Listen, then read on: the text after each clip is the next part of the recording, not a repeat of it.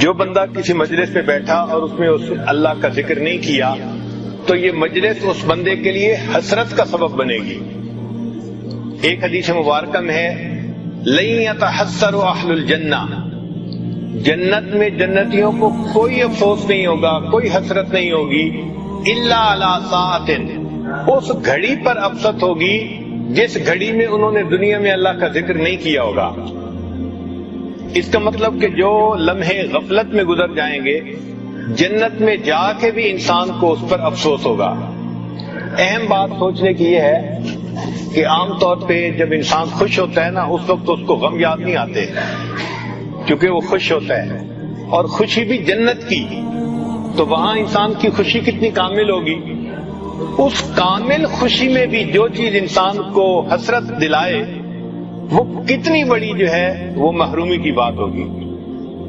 کہ جنت میں جا کے بھی انسان حسرت کرے گا کاش دنیا کے یہ لمحے میں نے غفلت میں کیوں گزارے،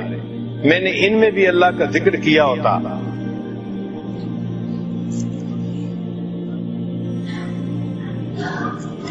اور جو بندہ رات تہجد میں سو جائے اور تلاوت نہ کر سکے، شریعت کا یہ حسن ہے کہ شریعت نے اس کے لیے کمپنسیشن بتا دی، فرمایا کہ اگر تھکا ہوا تھا یا کوئی اور عذر ایسا بن گیا کہ رات اٹھنا چاہتا تھا نہیں اٹھ سکا تو اب یہ تہجد سے 100% محروم نہیں ہوا۔ جب صبح اٹھے فقرأ ما بین صلاۃ الفجر و صلاۃ الظہر، اور فجر اور ظہر کے درمیان وہ قرآن مجید کی تلاوت کر لے، کتب لہ کأنما قرأ من اللیل،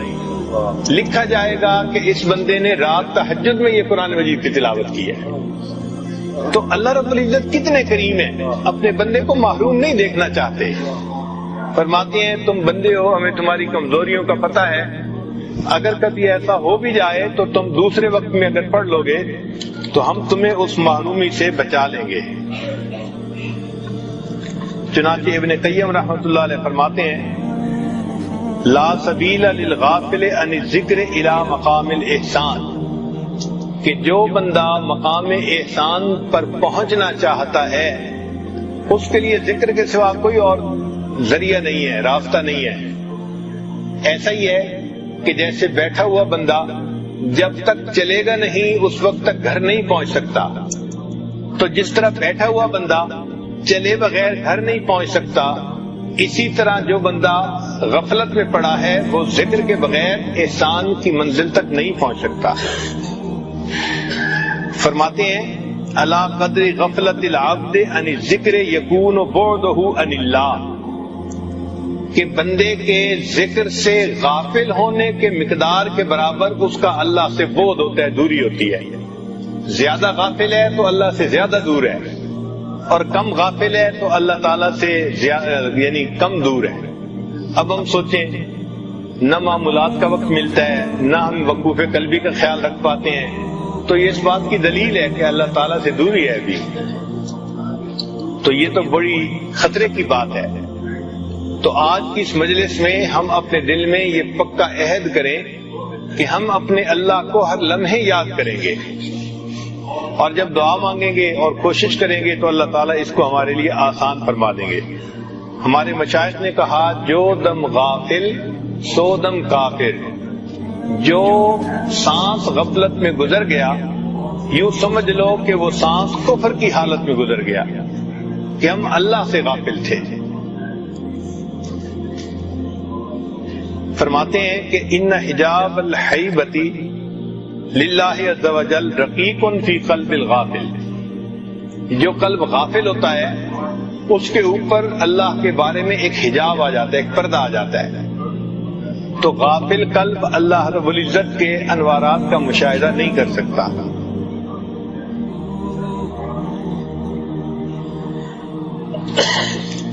فرماتے ہیں ان الغافل بینہ و بین اللہ عز وجل وحشۃ لا تزول الا بالذکر، بندے اور اللہ کے درمیان ایک وحشت، ایک اجنبیت ہوتی ہے، وہ نہیں ختم ہوتی جب تک کہ وہ بندہ ذکر کی کثرت نہ کرے۔ ذکر کی کثرت کرے گا تو وحشت ختم ہو جائے گی، انس اور پیار ہو جائے گا۔ اور اگر ذکر نہیں کرے گا تو یہ دوری رہے گی. فرماتے ہیں ان مجالس الذکر مجالس الملائکہ، جو ذکر کی مجالس ہوتی ہیں وہ ملائکہ کی مجالس ہوتی ہیں. وہ مجالس الغفلت مجالس الشیطان، اور جو غفلت کی مجلسیں ہوتی ہیں وہ شیطان کی مجالس ہوتی ہیں.